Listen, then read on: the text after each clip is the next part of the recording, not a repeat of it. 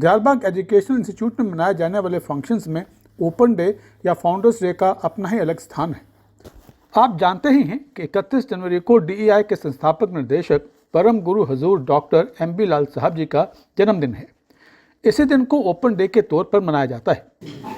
इसमें ये open day या जिसे हम फाउंडर्स डे भी कहते हैं उसके लिए है और ये 31 जनवरी को सुबह 6 बजे से लगभग 3 बजे तक सभी के लिए सबको विजिट करने का एक न्योता है, जिसमें जो भी आए यूनिवर्सिटी में क्या काम किया जा रहा है, क्या रिसेंट रिसर्चेस क्या है, किन क्षेत्रों में कौन कौन से कोर्सेज हैं, कहाँ प्लेसमेंट्स हो रही हैं, इन सब चीज़ों के बारे में जानकारी मिलेगी। क्या क्या बच्चे काम कर रहे हैं वो भी आपको कुछ बच्चे भी दिखेंगे जो काम करते हुए एक्टिविटीज़ करते हुए दिखेंगे, डिस्प्लेज होंगे। तो पूरी यूनिवर्सिटी का एक तरह से खाका आपके सामने खोल दिया जाएगा कि आप उसमें देख सकें कि हमारे यहाँ होता क्या है। इस संदर्भ में आज एक प्रेस कॉन्फ्रेंस DEI में की जा रही है, तो चलिए आपको सीधे लिए चलते हैं दयालबाग एजुकेशनल इंस्टीट्यूट में। सभी सत्संगियों को प्यार भरा राधा स्वामी। जैसा कि आप जानते ही हैं कि 31 जनवरी को दयालबाग एजुकेशनल इंस्टीट्यूट अपना फाउंडर्स डे ओपन डे के रूप में मनाता है और आज 29 जनवरी को DEI में एक प्रेस कॉन्फ्रेंस रखी गई है। चलिए जल्दी से चलते हैं इस प्रेस कॉन्फ्रेंस में, ताकि दयालबाग एजुकेशनल इंस्टीट्यूट के ओपन डे के बारे में स्ट्रिक्ट जानकारियाँ जो है वो प्राप्त की जा सकें।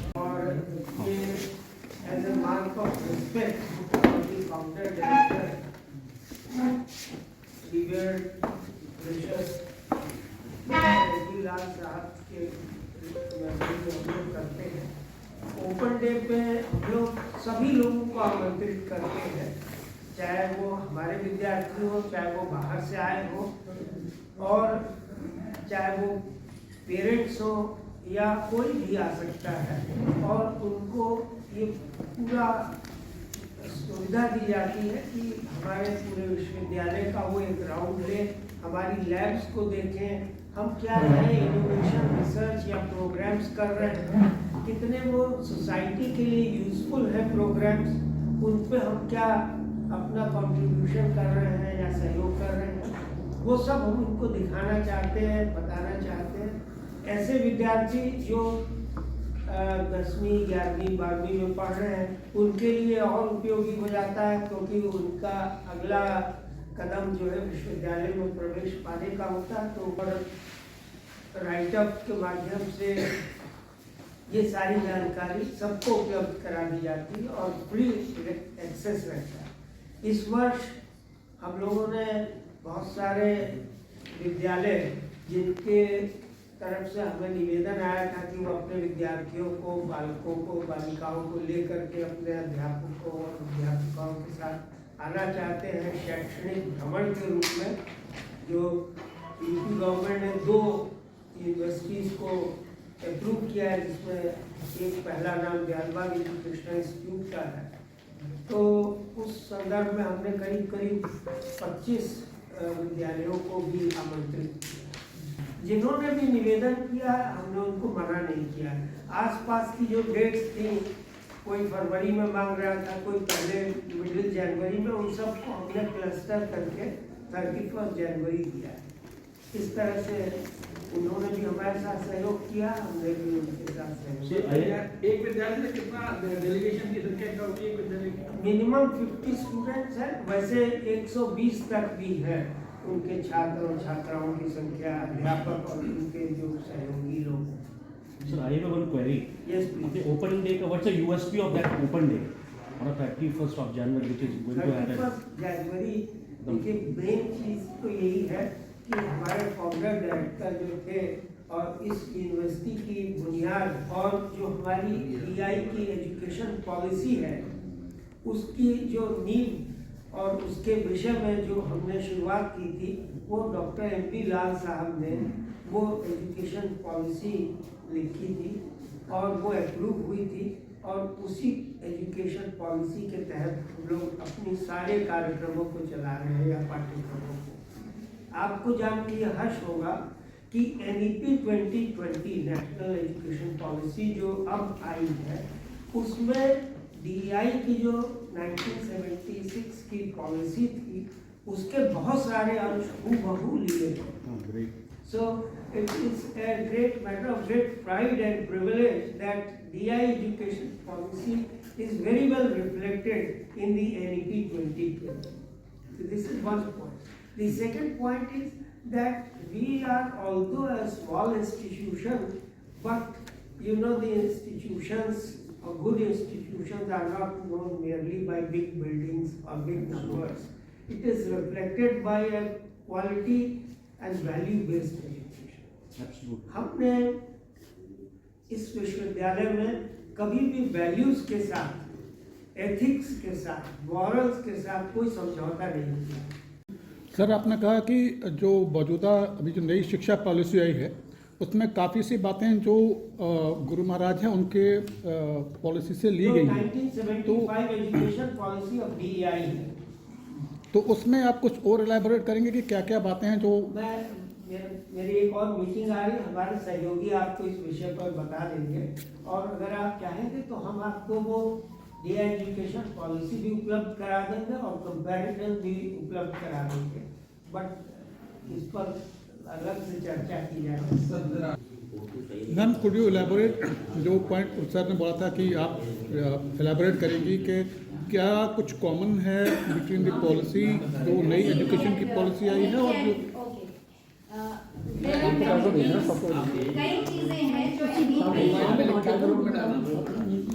की हमारी पॉलिसी में थी पहले। For example continuous evaluation system, हमारे यहाँ शुरू से कंटिन्यूअस इवैल्यूएशन सिस्टम और सेमेस्टर सिस्टम चल रहा है। NEP ने अब यूनिवर्सिटीज में अपने सिस्टम में ये दोनों चीजें डाली हैं, यानी सेमेस्टर सिस्टम और कंटिन्यूअस पूरे साल इवैल्यूएशन होता रहता है साथ साथ में। ये NEP में हमारे यहाँ से आया है। इसके अलावा core courses, value based courses, वो भी काफी वहीं से हमारे सिस्टम में शुरू से है। मैम, कुछ आप एलैबोरेट कर पाएंगे कि जो दयालबाग एजुकेशन इंस्टीट्यूट है इसमें वैल्यू बेस्ड कोर्सेज आप रन करते हैं, कुछ इसके बारे में डिटेल में बता पाएंगे? हमारे यहाँ कई वैल्यू बेस्ड कोर्सेज चलते हैं, जैसे कल्चरल एजुकेशन, देन NSS का एक जिसमें हम डिग्निटी ऑफ लेबर के बारे में बताते हैं, फिर NCC भी हमारे यहाँ है, CRC हमारे यहाँ है, इसके अलावा GKC का कोर्स होता है, स्पोर्ट्स भी हमारे यहाँ। जैसे अब स्पोर्ट्स जब बच्चों को हम खिलाते हैं तो उसमें अपने आप उनमें बहुत सारी क्वालिटीज अपने आप डेवलप होंगी, जिनको losing and winning both teams learn a lot. So that is how we introduce and they are compulsory part of education. So हर स्टूडेंट को स्पोर्ट्स में पास भी होना जरूरी है, मार्क्स भी मिलते हैं, पार्टिसिपेट भी करता है हर चीज में। तो इस तरह से हर स्टूडेंट का ओवरऑल होलिस्टिक डेवलपमेंट की बात की जाती है, जो कि NEP में पूरी तरह इंटीग्रेटेड है। Thank you sir. अजीब सा लगता है कि यूनिवर्सिटी लेवल पे भी आप यूनिफॉर्म, एक वाइट सलवार कमीज लड़कियां पहन रही या बॉयज पहन रहे, पर वो केवल यही है कि कोई डिस्टिंक्शन ना हो, क्लास डिस्टिंक्शन ना हो, कि कोई बहुत वेल्दी फैमिली से आता है, कोई बहुत पुअर बैकग्राउंड से आता है तो बहुत अच्छे कपड़े पहन के आएगा। एक तरह के एक समान 31 को क्या क्या कार्यक्रम है आपके यहाँ सुबह से? कितने बजे शुरू हो जाएंगे? 6 बजे से है और 3 बजे से। क्या क्या क्या कार्यक्रम है? सर, पूरा जो यूनिवर्सिटी का जितनी भी रूपरेखा है और जो हमारे डिफरेंट डिपार्टमेंट्स और फैकल्टी के अचीवमेंट्स हैं, सब थ्रू पोस्टर्स और बैनर्स ये इनका डेमोन्स्ट्रेशन किया है, थ्रू मॉडल्स भी किया है। इसके साथ साथ लैब्स देखने का मौका मिलेगा और कुछ, क्योंकि बहुत लंबा समय लगेगा इनको देखने में और निहारने में, समझने में, बातचीत करने में, कुछ सेल काउंटर्स भी हैं जो हमारे यहाँ से कई, जैसे टेक्सटाइल यूनिट है, वो लोग क्या प्रोडक्ट बनाते हैं, या हमारे एग्रीकल्चर के जो ऑर्गेनिक प्रोड्यूस है, 100% ऑर्गेनिक प्रोड्यूस है, वो भी सेल पर हो गया। यहाँ देखेंगे कम से कम 11 वैरायटी के पोटैटोज आपको मिलेंगे। ऐसे कितने काउंटर होंगे सर? फूड काउंटर्स ही हर फैकल्टी में, हर लोकेशन पे होंगे, ताकि अपने अपने एरिया में लोग कुछ जलपान भी ले सकते हैं ऑन पेमेंट बेसिस। और वहीं पर ऐसे स्टॉल्स भी होंगे जहाँ पे आप कुछ ना कुछ मोमेंटो या सुवेनियर ले सकते हैं। कोई थीम डिसाइड की गई है इस बार ओपन डे को लेकर? नहीं, ऐसा नहीं है, ये तो यूनिवर्सल फीचर है और हर साल हम सिंस इंसेप्शन इसको सेलिब्रेट करते हैं as a very auspicious occasion. तो ये एक मेले के रूप में माने कि लोग आए, आपकी अचीवमेंट्स को देखें, आपकी लैब्स को देखें, आपके काउंटर्स को देखें और आपस में इंटरेक्शन करें, या आपका अपनी तरफ से ही कोई सेमिनार या कोई जानकारी देने का आज तक अपने इंस्टीट्यूट का कोई भी एडवर्टीजमेंट नहीं किया है, आप चाहें तो इसमें बात सकते हैं। अच्छा, ये बच्चों के लिए कुछ कॉम्पिटिशन्स भी रखे हैं आपके, जो स्कूल के बच्चे आएंगे उनके लिए कोई एक्टिविटी, कुछ गेम्स और स्पोर्ट्स हैं उनके लिए, ड्रोन वगैरह है उनको दिखाए जाएंगे, ड्रोन से हम क्या क्या कर रहे हैं आजकल, लेटेस्ट एग्रोइकोलॉजी, कम प्रिसीजन फार्मिंग या सर्वेलेंस और बहुत सारी साइंटिफिक अचीवमेंट ड्रोन के थ्रू, लेटेस्ट टेक्नोलॉजी के थ्रू, या आप जब इंजीनियरिंग में जाएंगे तब आप 3D प्रिंटिंग वगैरह देखेंगे, जो 3D प्रिंटिंग मशीन नॉर्मली कुछ लैक्स ऑफ रुपीज़ में आती हैं, यहाँ इंडिजिनस यहाँ पे बनाई गई हैं जो few hundreds and few thousands of rupees में अवेलेबल है। तो वो सब स्टूडेंट्स नहीं बनाई है, यहाँ जितने काउंटर होंगे दे आर, उसमें जो प्रोडक्ट्स होंगे they are made by the students for the students, run and maintain by the students. तो ये पूरी ट्रांसपेरेंसी है, उसका पूरा लाभ आपको मिलेगा। इसमें हमको भी आपसे कुछ सीखने को मिलता है। दूसरी यूनिवर्सिटी कौन सी आपके यहाँ? आप भी फीडबैक देते हैं, we learn from that feedback, we accept our shortcomings if there are any and we try to improve upon them next time. ऐसा नहीं है कि हम परफेक्ट हैं या परफेक्शन की है, पर we work towards perfection and we take any criticism or any positive criticism that comes from your side. Your entity is always welcome. इससे सुधार में गुंजाइश है। So definitely everything is happened because of the exchange of views, exchange of opinions. जी सारी faculties के कितने counters approximately आ रहे हैं? बताइए डॉक्टर। सर एक चीज़ पूछना था, DEI के अलावा और कौन सी यूनिवर्सिटी है आपके जो सेलेक्ट हुई है? आप दयालबाग के अलावा एक यूनिवर्सिटी और बता रहे हैं ना? मैं तो देखिए, मेरा बैकग्राउंड बनारस हिंदी यूनिवर्सिटी का है। बनारस हिंदी यूनिवर्सिटी में मालवीय जी जो थे वो भी मूल्यों पर आधारित विश्वविद्यालय है और था और रहेगा।